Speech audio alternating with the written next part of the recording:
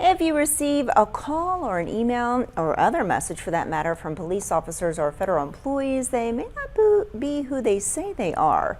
Scammers tell their victims they have warrants in their name, and the phone numbers appear to be coming from local agencies or sending documents that look official.